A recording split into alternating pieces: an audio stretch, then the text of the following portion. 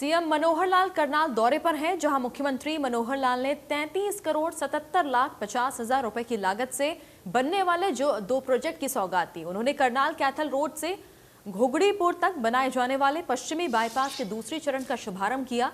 इस कार्य पर करीब 31 करोड़ रुपए की अनुमानित राशि खर्च की जाएगी। इसके साथ साथ उन्होंने शेरगढ़ टापू से मोदीपुर तक करीब 2 करोड़ 77 लाख 50 हजार रुपए की लागत से बनने वाली मार्केट कमेटी की सड़क का भी शिलान्यास किया। साथ ही सीएम मनोहर लाल ने नगर निगम की कचरा ढोने वाली 30 टिप्पर गाड़ियों को हरी झंडी दिखाकर रवाना किया। करनाल को सीएम मनोहर लाल की सौगात ये देखने को मिली। 2 तस्वीरें देखिए आप किस तरह से शिलान्यास यहां पर मुख्यमंत्री करते हुए नजर आ रहे हैं वेस्टर्न बाईपास का, और दूसरी तरफ 30 टिप्पर गाड़ियों की सौगात यहां पर निगम को मिली है।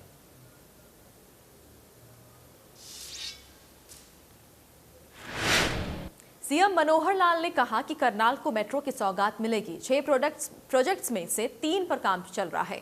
एनसीआर क्षेत्र के मुद्दे पर सीएम मनोहर लाल ने कहा कि एनसीआर में शामिल होने के बाद करनाल जिले को कोई विशेष लाभ नहीं मिला। उल्टा यहां के उद्योग ईंट भट्टे में इंफ्रास्ट्रक्चर के नियम के कारण यहां के लोग प्रभावित हुए हैं। उन्होंने प्रयास किया है कि करनाल जिले को एनसीआर क्षेत्र से बाहर रखा जाए। के लिए तो हमारी मीटिंग हो चुकी है। उसमें कोई एनसीआर के कारण से मेट्रो नहीं आ रही है। उस मेट्रो को तो अलग से प्रोजेक्ट्स हैं, 6 प्रोजेक्ट्स बने हैं।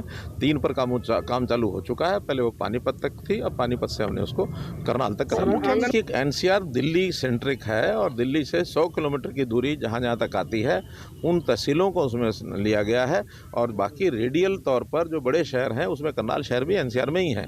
केवल नेता कुलदीप शर्मा का कहना कि मुख्यमंत्री करनाल को भी नहीं बचा पाए एनसीआर। अरे मैंने बचा नहीं पाए, लोगों की डिमांड रही है कि एनसीआर से बाहर करें, क्योंकि एनसीआर के जितने पैरामीटर्स बनाए गए हैं, जितना दबाव बनाया गया है, हमने तो ये मांग ही की है कि जिस प्रकार का पहले एनसीआर में खुले रूप से जाने की खुशियां मनाई गई तो उसका कोई लाभ नहीं है। आज एनसीआर के कारण से, प्रदूषण के एनजीटी के कारण से जितने लोग दुखी हैं, इंडस्ट्री हमारी परेशान हो गई है और भट्ठे वाले परेशान हो गए हैं। इसलिए एनसीआर का लाभ बहुत दिल्ली के आसपास तो कुछ ना कुछ उसका इंफ्रास्ट्रक्चर का लाभ हो रहा है, बहुत दूर तक एनसीआर का कोई बहुत लाभ नहीं हो रहा है। उसमें हमको इंफ्रास्ट्रक्चर के नाते से भी गुड़गांव, फरीदाबाद, सोनीपत, झज्जर यहाँ तक उसका लाभ है, इससे ज्यादा आगे लाभ नहीं है। वहीं आंगनबाड़ी वर्कर्स पर सीएम मनोहर लाल ने कहा कि उनकी यूनियन से सरकार की वार्ता हुई, जिसमें आंगनबाड़ी वर्कर्स की मांगों पर सहमति बनी है। अब आंगनबाड़ी वर्कर्स अपना प्रदर्शन खत्म कर घर लौट गए हैं।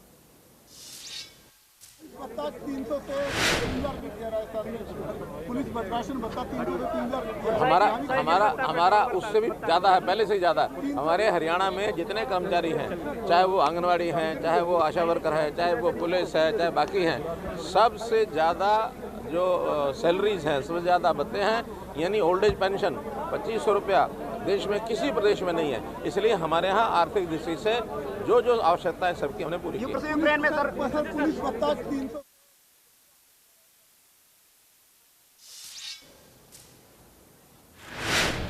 शिवरात्रि के पावन पर्व पर सीएम मनोहर लाल ने सराफा बाजार स्थित प्राचीन सनातन धर्म शिव मंदिर में जलाभिषेक किया।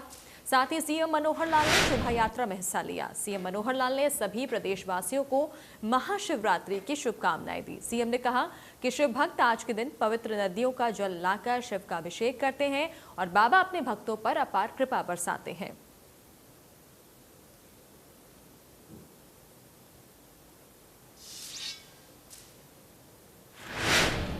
सीएम मनोहर लाल ने प्राइवेट संस्थानों में 75% स्थानीयों को नौकरी देने के मामले पर बोलते हुए कहा कि सरकार ने ऐसे परिवारों के हितों के बारे में सोचा है जो कई सालों से प्रदेश में रहकर अपनी जीविका चला रहे हैं। इसलिए हरियाणा में डोमिसाइल की अवधि को 15 साल से घटाकर 5 साल कर दिया गया है, ताकि ऐसे परिवारों पर कोई संकट न आए। अभी 15 साल होता था, 5 साल का निर्णय लिया है तो 5 साल रहेगा। नहीं, ऐसा नहीं है, क्योंकि ये बातचीत करके ही किया गया है। आखिर इंडस्ट्री के लोगों को भी हमको, क्योंकि बहुत लोग ऐसे हैं जो बाहर प्रदेशों के यहाँ काम कर रहे हैं, उनके परिवार वर्षों से यहाँ रह रहे हैं। अगर वो नियम करते हैं तो उनके परिवारों के लोगों को भी बाहर जाना पड़ेगा। और एम्प्लॉयमेंट में जब ये शुरू होगा तो कहाँ के लोग उसमें रुचि रखते हैं एम्प्लॉयमेंट में। आज भी हरियाणा के लोगों को हमें उस ओर तैयार करना पड़ेगा कि वो इंडस्ट्री के अंदर भी काम करने के लिए तैयार। कभी 15 यूक्रेन संकट को लेकर सीएम मनोहर लाल ने कहा कि हरियाणा के 700 लोगों से व्हाट्सएप के जरिए संपर्क में है वो, और उन्होंने कहा कि करीब 90 हरियाणवियों की घर वापसी हो चुकी है। हरियाणा का भी, जिसके अंदर फॉरेन कोऑपरेशन डिपार्टमेंट के सब लोग बैठे हुए हैं, और जितने लोगों का जो हमने ईमेल एड्रेस दिया है, जितना हमारे व्हाट्सएप के ऊपर लोगों की संपर्क हो रहे हैं, लगभग 700 लोगों से संपर्क हमारा हो चुका है। और उनमें से काफ़ी लोग जो वापस भी आए हैं, लगभग 90 के आसपास लोग हरियाणा के वापस आए हैं। आज ही जो एक फ़्लाइट मुंबई आई है, वहाँ भी कुछ लोग हरियाणा के हैं। तो चूँकि पहले तो हरियाणा के लोग सब दिल्ली की फ़्लाइट्स में आए थे, आज हम वहाँ भी एक कंट्रोल रूम स्थापित कर रहे हैं मुंबई एयरपोर्ट के ऊपर, ताकि बॉम्बे से दिल्ली और हरियाणा लाने में भी उनकी सुविधा हो सके। क्योंकि हम मिनिस्ट्री ऑफ एक्सटर्नल अफेयर्स वही सब चीज़ों को देखभाल कर रही है। 4 हमारे मंत्री 4 देशों में चले गए हैं, ताकि वहाँ से कोऑर्डिनेट करके उन सब लोगों को आसपास के देशों में लाया जा रहा है। बजट सत्र को लेकर हरियाणा विधानसभा की बिजनेस एडवाइजरी कमेटी की बैठक हुई। विधानसभा स्पीकर ज्ञानचंद गुप्ता ने बैठक की अध्यक्षता की। बैठक में सत्र की अवधि और सत्र के मुद्दे को लेकर चर्चा की गई। मुख्यमंत्री मनोहर लाल, नेता विपक्ष भूपेंद्र सिंह हुड्डा बैठक में मौजूद रहे। बजट सत्र 2 मार्च से 22 मार्च तक चलेगा और बैठक खत्म होने के बाद सीएम मनोहर लाल ने बताया कि अब 8 मार्च को हरियाणा का बजट पेश होगा। बजट सत्र में पर्याप्त समय रखा गया है। बैठक में फैसला किया गया कि 73 विधायकों और मंत्रियों को किसी न किसी कमेटी में रखा जाए। विधायकों और मंत्रियों से लिखित सुझाव मांगे गए हैं। आरंभ करने की तिथि जैसा हमको पहले से पता है, अनाउंस किया था कि 2 मार्च से बजट सेशन शुरू होगा। राज्यपाल महोदय का उस दिन अभिभाषण होगा और बाकी सारा कार्यक्रम बीएससी बिजनेस एडवाइजरी कमेटी ने रिकमेंड किया है और वो सेशन के सामने रखा जाएगा। और उसमें रिकमेंडेशन में 2, 3 और 4, उसके बाद 7 ये राज्यपाल अभिभाषण के ऊपर चर्चा और धन्यवाद प्रस्ताव पारित होगा। 8 तारीख को सुबह बजट के जो एस्टिमेट्स हैं वो प्रस्तुत किए जाएंगे और इसके बाद 14 तारीख तक अर्थात 9, 10, 11, 12, 13 ये 5 दिन कमेटियों के लिए कुछ कमेटीज़ बनाई गई हैं, एडॉक कमेटीज़, जो इस बजट के ऊपर सेक्टर वाइज चर्चा करेंगे और अपने कुछ सुझाव देंगे। ये पहली बार इस प्रकार का एक कार्यक्रम बनाया गया है। वैसे पार्लियामेंट में ये होता है, विधानसभा में पहली बार इस प्रयोग को कर रहे हैं, ताकि सभी विधायक किसी न किसी कमेटी में बैठ करके अपने अपने सेक्टर के हिसाब से वो अपने कुछ सुझाव देंगे। उन सुझाव के ऊपर भी विधानसभा में रखे जाएंगे, चर्चा होगी। जो सुझाव मानने लायक होगा ज़रूर उसमें माना जाएगा और उसमें विषय इतना ही रखा जाएगा कि जो एस्टिमेट्स हैं उसका जो कुल एस्टिमेट जिस सेक्टर का बनाया गया है वो सारे सुझाव उसके अंदर ही होने चाहिए। उसमें हेड्स के अंदर कम ज़्यादा करने का सुझाव वो दे सकते हैं, किसी में कम करना है, किसी में ज़्यादा करना है। टोटल बजट के जो आंकड़े हैं वो वही रहेंगे। और इसके बाद 17, 15, 16, 17 3 दिन नहीं 14, 15, 16 14, 15, 16 3 दिन चर्चा होगी बजट के ऊपर। और इसके बाद 18, 19 ये छुट्टी रहेगी, 20 भी छुट्टी रहेगी। 21 और 21 तारीख को चर्चा का एक प्रकार से समापन होगा। 22 तारीख को जो विधायी कार्य होते हैं, एप्रोप्रिएशन बिल होता है, वो पास होगा। तो 22 तारीख तक ये बजट सत्र समाप्त होगा। क्योंकि बीएससी की रिकमेंडेशंस सत्र में रखी जाती हैं विधानसभा में, और विधानसभा में कोई सुझाव इस प्रकार का आए, कहीं लगता है कहीं सदस्यों को कि कोई समय कम है, तो उसके हिसाब से स्पीकर साहब प्रपोजल रखते हैं और विधानसभा में उसका प्रदान किया जा सकता है। लेकिन हमने सारी चर्चा करने के बाद ये इस बार बजट का सत्र है, इसमें समय पर्याप्त दिया है। मुझे लगता नहीं कि कोई बहुत बड़ा इसमें कोई अब शेष बचेगा समय, यानी कोई गुंजाइश, क्योंकि बजट सत्र और बजट पर ही चर्चा होती है। जो सामयिक विषय होते हैं उसमें विपक्ष के लोग अपने अपने तरीके से प्रस्ताव रखते हैं, उसमें अगर कहीं आवश्यकता होगी तो स्पीकर साहब इसका निर्णय रख सकते हैं। सुझाव के नाते से हमने कई इस बार प्रकार अडॉप्ट किए हैं, जिसमें लिखित सुझाव मांगे हैं विधायकों से, सांसदों से। जो अलग अलग सेक्टर्स हैं, जो जिसको कहना चाहिए स्टेक होल्डर्स हैं, उनमें कुछ की बैठकें प्रत्यक्ष हुई हैं और कुछ हमने ऑनलाइन भी सिटिंग्स की हैं। कुल मिलाकर के 8 सिटिंग्स में और लगभग 450 लोगों से मेरी प्रत्यक्ष बातचीत हुई है और सब ने अपने सुझाव दिए हैं। उस सुझाव को हमारे फाइनेंस डिपार्टमेंट ने भी नोट किया है और विभागों ने भी नोट किया है। वो विभाग भी अपने अपने रिकमेंडेशन के साथ उन सुझाव को आगे बढ़ाएंगे।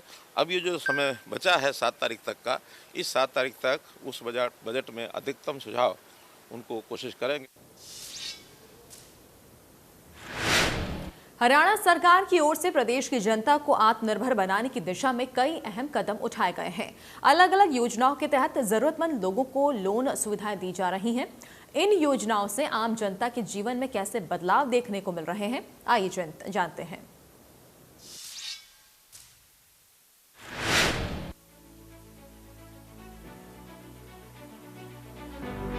हरियाणा के मुख्यमंत्री मनोहर लाल ने हरियाणा को आत्मनिर्भर बनने की दिशा में कई खास कदम उठाए हैं।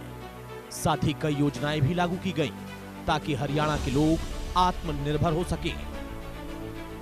हर जरूरतमंद व्यक्ति की सहायता कर उसे आत्मनिर्भर बना सके। आत्मनिर्भर हरियाणा को गति देने के लिए प्रधानमंत्री मुद्रा योजना के तहत उपभोक्ताओं को 10 लाख रुपए तक का सस्ता लोन उपलब्ध करवाया जाता है। प्रधानमंत्री जी द्वारा घोषित किए गए जो मुद्रा लोन है उसमें भी शिशु लोन इस नाते से एक बहुत बड़ी राशि की जो घोषणा की गई है, उसमें शिशु योजना में 50,000 रुपए तक के लोन की राशि इसको बैंकों के द्वारा उपलब्ध कराया जाएगा। इस ऋण के लिए कोई कोलेट्रल ये नहीं लिया जाएगा और लगभग 5 लाख लोगों को 50,000 रुपए की कुल ऋण राशि ये हरियाणा सरकार बैंकों के माध्यम से उपलब्ध कराएगी।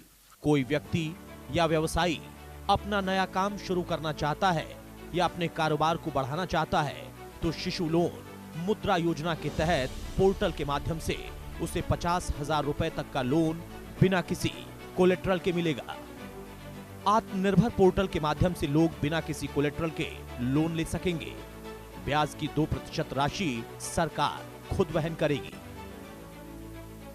हमने हरियाणा में एक प्रावधान किया है कि हरियाणा के जितने पढ़ने वाले बच्चे हैं कॉलेज में, हायर एजुकेशन में, किसी भी लेवल तक, उनको सबको बैंक से पैसा लेने की फैसिलिटी ये हम दिलवाएंगे। और उसमें एक कठिनाई आती है कि परिवार के लोगों से वो कोलेट्रल मांगते हैं। हमने ये तय किया कि किसी विद्यार्थी से जब तक जितनी पढ़ाई करेगा उसको कोई कोलेट्रल नहीं देना पड़ेगा।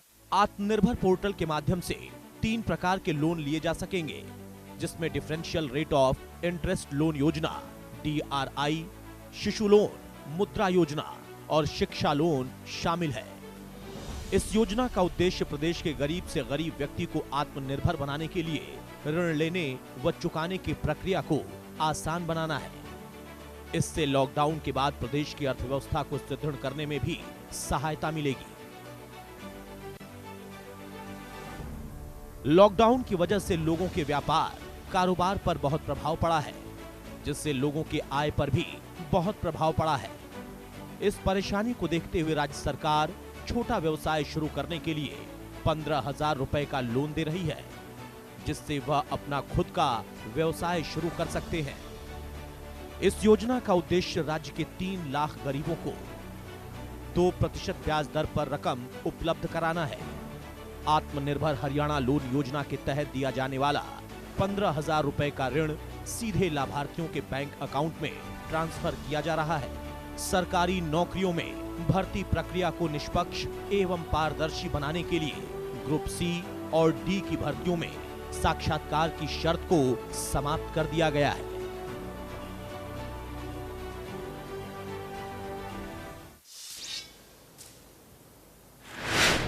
और इसी के साथ खबरों फिलहाल इतना ही। नमस्कार।